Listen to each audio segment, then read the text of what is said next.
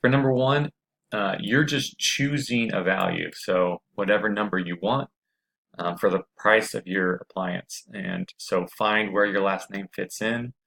Me personally, my last name starts with an A, so I could pick any value that is within this range for the price of my appliance. For number two, again, we're just choosing a value. It's supposed to be between 12 and 16%. So any number in between there works. It doesn't have to be a whole number. It could be 12.2 or 13.78. I did pick a whole number. You can pick any number you want.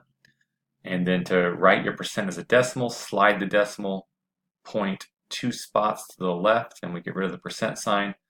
And so if you think of 15, slide the decimal 2 spots left, and it would look like that. So if you miss one payment, then you have to pay the whole interest for all 3 years if you're late with your payment. And so 3, it tells us that we're using simple interest. So you need to use the simple interest formula. And just identify the principal, which you picked that, the rate, which again, you chose what your interest rate was, and then, so that was from questions 1 and 2, and then the time is 3 years. So plug those values in, the values you chose, and you'll get how much interest you have to pay. Number 4 tells you in words what you'll need to do. The total bill is the value of the appliance plus the interest. So again, the price is something you picked. The interest we just calculated in step 3. Add those two values together, and you get your total cost that you'll have to pay if you miss a payment and owe the interest. Number 5, we're moving away from simple interest, and we're doing interest that is compounded daily. So compound interest. So you need to know the formula for compound interest, and then all the values for the variables that go into that formula. So again, the principal you picked, the interest rate you picked, compounded daily, you would use 365 since there's that many days in a year. And then 3 years, we were told. It's 3 years. And so plug all those values in and you get the total compound interest, the total bill. So the compound interest and your principal would come out to a total cost for the appliance. So number 6 just builds off of what you just did in number 5. If this is your total cost from number 5, just subtract away what the cost of the appliance was, and you'll know how much interest was charged. So take that total cost from number 5, subtract the value that your appliance was, and you'll know the difference there, which is the interest. And then number 7 and 8 is kind of your just reflection. 7, compare the simple and compound interest results. Talk about some of the differences there. And number 8's really your opinion here. What's the benefits of deferred billing? Is it helpful for shoppers based on the results here for how much interest you owe if you miss a single payment? Do you think that makes it harmful? Do the pros outweigh the cons? It's your opinion. So think that through. Explain your answer for number 8. The second part of the assignment is about saving for retirement. And for number 1, you're just doing your own research.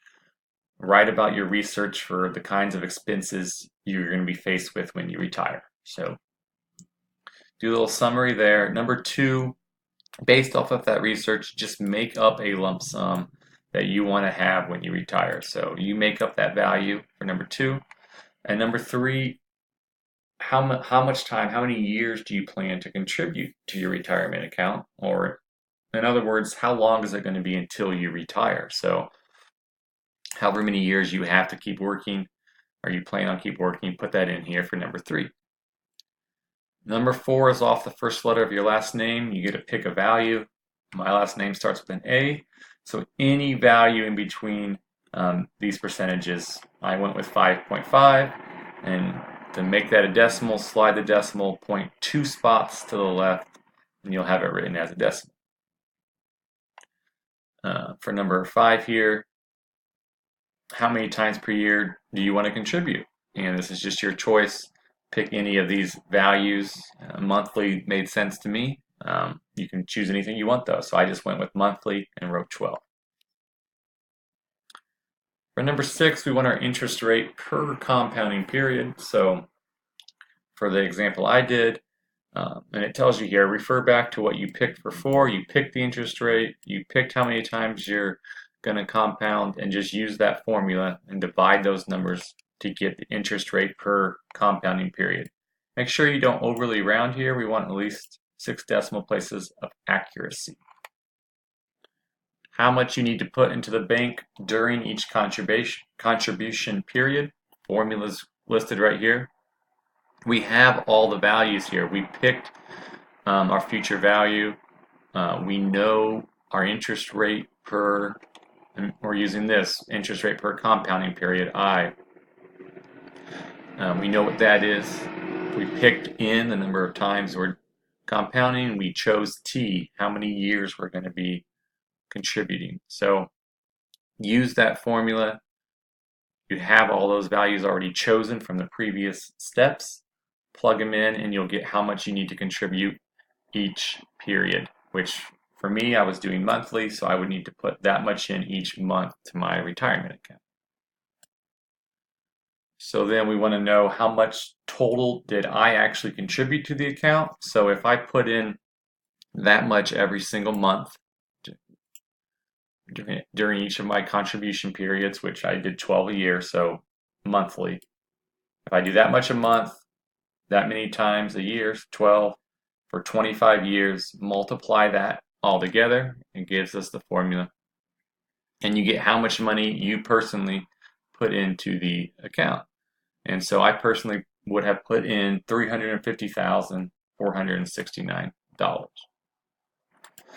And then 9 and 10 are kind of just reflection problems. Share your opinions. Try to talk about some of the calculations you just did. Tie that in to your answers here for 9 and 10.